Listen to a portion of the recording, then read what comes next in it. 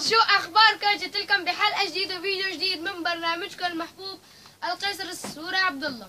اليوم انا ويا زين عاملين مقارنه بين السوري والاتراك. شو رح نعمل اليوم يا زين المقارنه؟ اليوم مثل ما قال عبد الله بدنا نعمل مقارنه بين السوري والتركي. السوري كيف بيتاوب بيعطس وبيسعل، والتركي كيف بيتاوب بيسعل وبيعطس. مثل ما قلت رح نعمل المقارنه، المقارنه مثل ما قلنا رح تكون بين تركي وسوري، ورح نقصف الجبهات. وخليكم معنا. التركي لما بيتاوب، السوري لما بيتاوب،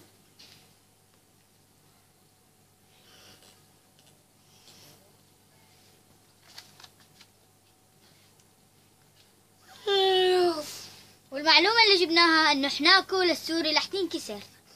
رح عتنفس الجبال ولا يا. التركي لما بيعطس اتشي الحمد لله، بينما السوري لما بيعطس أرجو أرجو أرجو،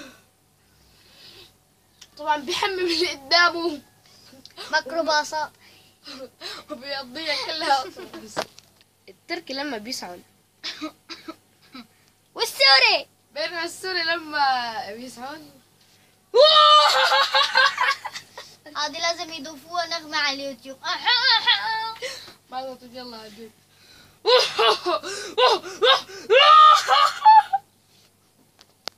التركي لما بيضحك، وهلا السوري كيف بيضحك؟ لما السوري بده يضحك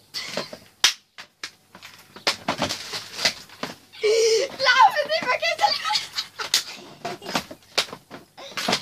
لك شخات بهالحالة انكسروا اجراء.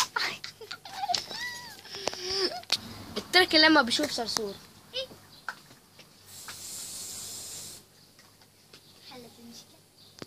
بينما السوري لما بيشوف صرصور شباب شباب صرصور شباب جيبوا الشعارين.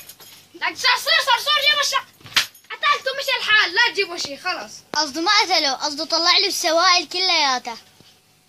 وهيك بيكون وصلنا لآخر الحلقة. بتمنى تعملوا لايك كومنت وسبسكرايب وتفعلوا الجرس. تابعونا بالحلقة الجاي.